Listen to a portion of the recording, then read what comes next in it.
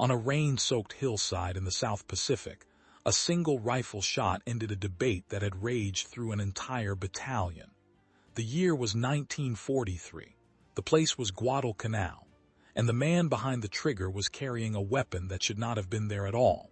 Before we go any further, do me a favor. Hit that subscribe button right now. And down in the comments, tell me what city, state, or country you are watching from. I want to know where in the world this story is reaching. Because what happened in those 4 days changed the way the United States Army thought about killing the enemy. And it started with a rifle nobody believed in. Second Lieutenant John George did not look like a warrior when he stepped off the landing craft onto the black sand beach of Guadalcanal in early January 1943. He was lean, quiet, and deliberate in his movements. He carried standard infantry gear like every other officer in the 132nd Infantry Regiment. But slung across his shoulder was something that made the other men stare. It was a civilian hunting rifle. A Winchester Model 70, chambered in .30 caliber .06 Springfield, fitted with a Lyman Alaskan 2.5 power telescopic sight. The wood stock was walnut. The metal was blued. The entire weapon had the unmistakable appearance of something bought in a sporting goods store, not issued by the United States Army. The men noticed it immediately. So did the officers. Within hours of his arrival, George found himself the subject of skepticism that bordered on mockery. A captain asked him if he planned to hunt deer. A sergeant asked if the Army had run out of Garans. Another lieutenant suggested he leave the toy behind before it got him killed. George said nothing. He checked the rifle, stored his gear, and prepared for the days ahead. He had carried this weapon across the Pacific because he believed in it. He had trained with it. He knew its balance, its trigger pull, its capability at distance. He did not need to explain himself to men who had never fired a scoped rifle at a living target beyond 100 yards. Guadalcanal in January 1943 was a nightmare wrapped in green. The island had been a battlefield for months. The Marines had fought through hell to secure Henderson Field and the surrounding ridges. They had endured Japanese naval bombardments, banzai charges, starvation, disease, and a level of combat intensity that broke men in ways no stateside training could have prepared them for. By the time the 132nd Infantry arrived to relieve them, the Marines were exhausted shadows. Their uniforms hung loose. Their eyes were hollow. They moved with the slow economy of men who had learned to conserve every ounce of energy because the jungle took everything you had and then demanded more. The 132nd took up positions west of the Matanika River, near a section of coastline the maps called Point Cruz. The terrain was a suffocating tangle of vines, roots, mud, and trees so dense that sunlight barely reached the ground. Rain fell in sheets that turned foxholes into pools and trails into rivers of sucking mud. The air was thick with moisture and rot. Everything smelled like decay. The jungle was alive with insects, and at night the mosquitoes descended in clouds so thick that men wrapped themselves in ponchos despite the heat and still woke with welts covering their faces and hands. But the insects were not the worst thing in the jungle. The worst thing was invisible until it killed you. Japanese snipers had turned the trees into execution platforms. They operated with a patience and discipline that unnerved even veteran soldiers. They would climb into the upper canopy of banyan trees before dawn, tie themselves into position with rope or cloth, and wait. They did not move. They did not cough. They did not shift position when the rain came or when insects crawled across their skin. They waited for American soldiers to make a mistake, and then they fired. The first American died on the second day after the 132nd took position. He was a private who stood up too quickly after filling his canteen at a stream. The shot came from somewhere in the trees to the northeast. No one saw the muzzle flash. No one heard movement. The private dropped without a sound, a single bullet through his chest. Medics pulled him into cover, but he was dead before they reached him. The men scanned the jungle. They fired into the canopy. Nothing moved. The sniper was gone, or he was still there watching. 2 more men died the next day, then 3 more the day after that. By the end of 72 hours, 14 American soldiers were dead, and not a single Japanese sniper had been located, let alone killed. The Marines had warned them. They said the snipers were ghosts. They said you could fire 100 rounds into a tree and never hit one because they blended into the branches like part of the wood itself. They said the only way to survive was to move fast, stay low, and never establish a pattern. But staying low did not help when the sniper was above you. Moving fast did not help when he had already chosen his firing position hours before you arrived. And patterns were unavoidable when you were defending a fixed position. The battalion commander was a colonel who had seen combat in World War I, but had never faced an enemy like this. He was used to trenches, artillery duels, and massed infantry attacks. This was something else. This was a war of individuals, of single bullets, of invisible killers who turned every tree into a potential threat. His men were dying, and he had no answer for it. Morale was collapsing. Soldiers refused to leave their foxholes during the day. Patrols moved with agonizing slowness, every man expecting to be the next target. The colonel needed a solution, and he needed it immediately. Someone mentioned the lieutenant with the hunting rifle. The colonel sent for George. The meeting took place in a command post dug into the hillside and covered with a poncho that sagged under the weight of rainwater. The colonel was blunt. He told George that 14 men were dead and that the battalion had no effective countermeasure against the Japanese snipers. He said the standard infantry rifles were not accurate enough at the distances required. He said the men needed someone who could kill the snipers before the snipers killed them. And then he asked George if that civilian rifle of his was worth a damn, or if it was just for show. George looked at the colonel and said it would do the job. The colonel asked how he could be sure. George said he had been shooting competitively since he was a boy. He said he had hunted game in conditions far less forgiving than this jungle. He said he understood ballistics, wind drift, and the mechanics of long-range shooting. He said the Lyman scope was reliable, and the Winchester was capable of consistent accuracy out to 400 yards if the shooter knew what he was doing. The colonel listened. Then he told George he had one chance. If he could prove the rifle worked, the colonel would give him whatever support he needed. If he failed, George would hand over the Winchester and carry a Garand like everyone else.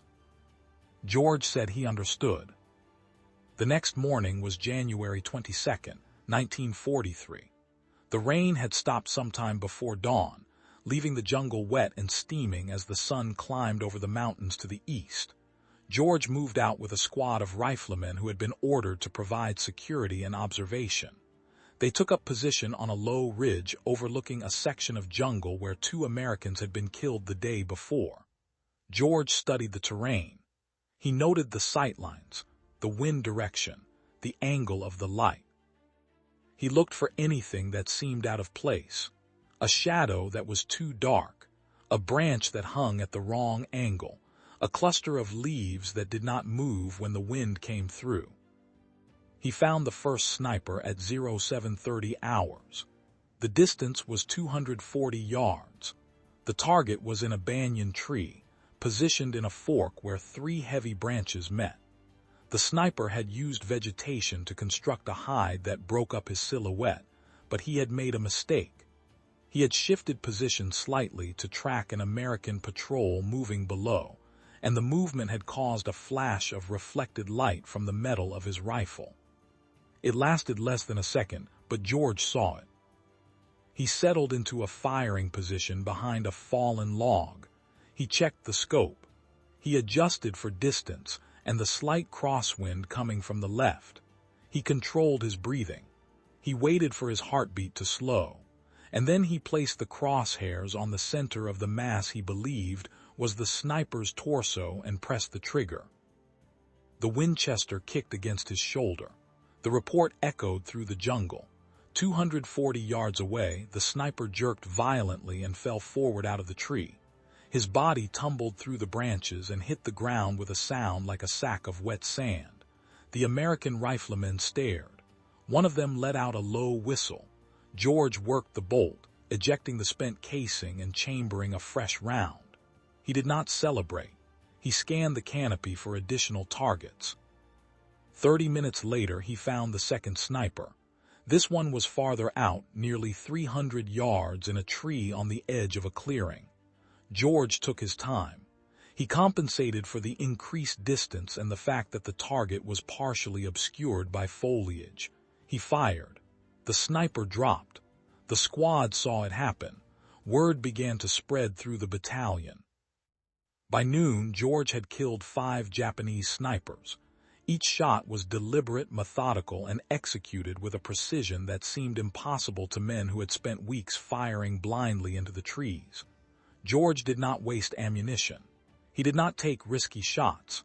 He identified his target, confirmed the range, adjusted for conditions, and fired only when he was certain of the result. The Winchester performed flawlessly. The scope held 0. And the snipers, for the first time since the 132nd had arrived on Guadalcanal, began to die. The Japanese reacted quickly. By the afternoon of January 22nd, their snipers had changed tactics. They stopped moving after firing. They reinforced their hides. They began working in pairs, with one sniper acting as a spotter while the other prepared to engage. But George adapted faster. He began to anticipate their positions based on terrain, previous kills, and the psychology of a sniper who knew he was being hunted. He moved constantly, never firing more than 2 shots from the same position. He used the jungle itself as concealment, blending into the undergrowth in ways that mirrored the techniques the Japanese had been using against the Americans for weeks. January 23rd brought rain. It started before dawn and did not stop. The jungle turned into a gray curtain of water. Visibility dropped to less than 100 yards in some areas. The ground became a swamp. Mud clung to boots, weapons, and clothing. Mortar fire began falling on American positions in the early afternoon, forcing the infantry to take cover in foxholes that rapidly filled with water. George waited. He knew the snipers would use the rain as cover to reposition. He knew they would assume the Americans could not see them in the downpour. He was right. He killed the 6th sniper at 1300 hours. The target was moving between trees, confident that the rain provided concealment. George saw the shape through the scope, a dark figure against the lighter gray of the jungle. He led the target slightly, accounting for movement and the distortion caused by rain on the lens. He fired. The figure collapsed. George relocated immediately, moving 50 yards to the south before the Japanese could return fire. The 7th sniper died an hour later. The 8th died just before dusk. George was methodical, patient, and utterly without hesitation. Each kill was a problem to be solved. Distance, wind, light, concealment, timing. He processed the variables, made the adjustments, and executed. The men who watched him work began to understand that they were seeing something rare. This was not luck.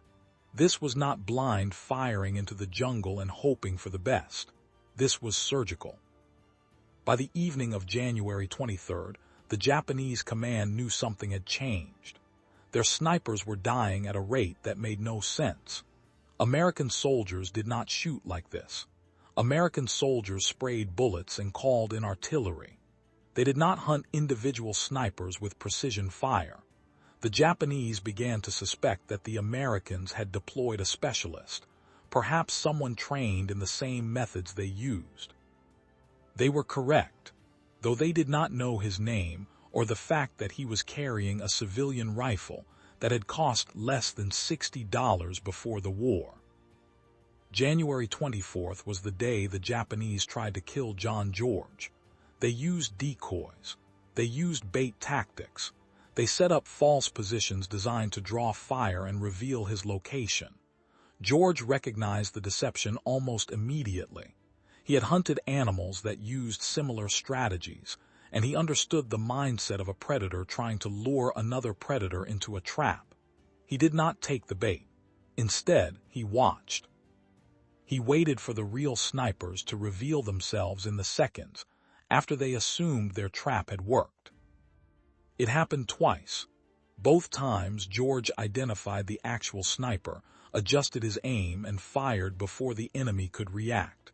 The 9th sniper died at 08:15 hours. The 10th died at 09:40. Both were killed with single shots. Both fell from trees over 250 yards away.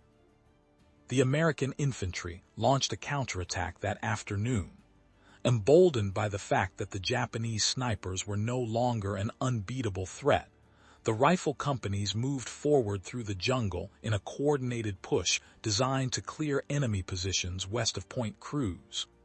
George moved with them, providing overwatch and eliminating targets of opportunity. The fighting became brutal. The Japanese resisted with machine gun nests, grenade attacks, and close-quarters combat that turned the jungle floor into a killing ground. George found himself in a water-filled crater with 3 other soldiers, pinned down by machine gun fire from a bunker 30 yards to the front. He could not get a clear shot with the Winchester at that range in those conditions. The weapon was built for precision at distance, not suppressive fire in close combat. One of the soldiers had a grenade. George told him to wait. He scanned the area around the bunker, looking for the sniper he knew would be positioned to cover the machine gun team. He found the target in a tree to the left of the bunker, barely visible through the vegetation. George fired. The sniper fell. The machine gun crew, suddenly without their protection, hesitated. The American soldier threw the grenade. It landed inside the bunker and detonated with a muffled crump. The machine gun went silent.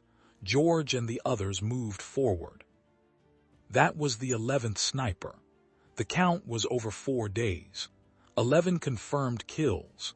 11 Japanese snipers who had operated with near impunity were dead, eliminated by a man with a hunting rifle and a scope that cost $12.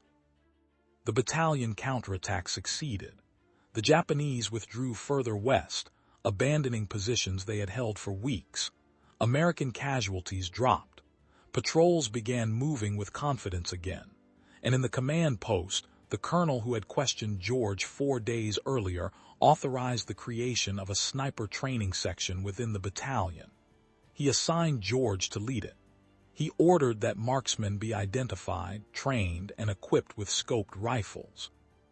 He wrote a report to higher command, recommending that every infantry regiment adopt similar measures.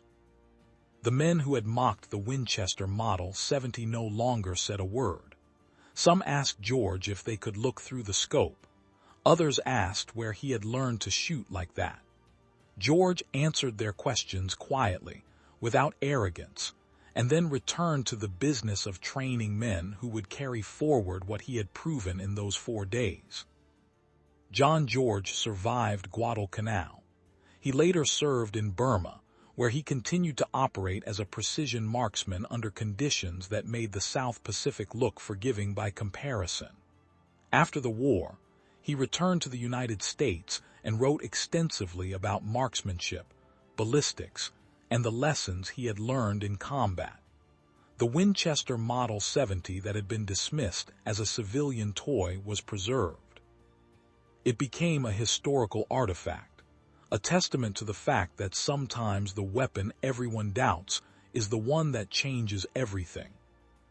The influence of those 4 days in January 1943 extended far beyond a single battalion on a jungle island. The United States Army began to take individual marksmanship seriously in ways it had not before. Sniper schools were established. Doctrine was written. Equipment was developed. And men who had the skill, the patience, and the discipline to kill at distance became assets rather than anomalies. But all of that started with a lieutenant who carried a hunting rifle into a war zone and proved that precision mattered more than volume of fire. It started with a man who understood that one well-placed shot could accomplish what 100 poorly aimed bullets could not. It started with John George on Guadalcanal in January 1943, in a jungle that killed 14 Americans before anyone figured out how to kill back. If you made it this far, do me a favor. Hit that subscribe button if you have not already. Smash the like button. Share your thoughts about this story in the comments. And tell me what city, state, or country you are watching from, because I want to know where this history is reaching. Stories like this matter.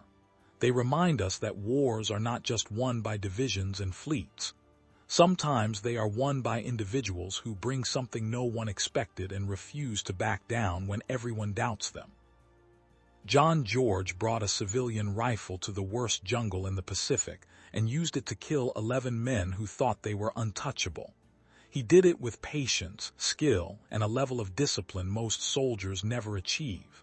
And in doing so, he changed the way an entire army thought about the fight. That deserves to be remembered. That deserves to be told. And now you know.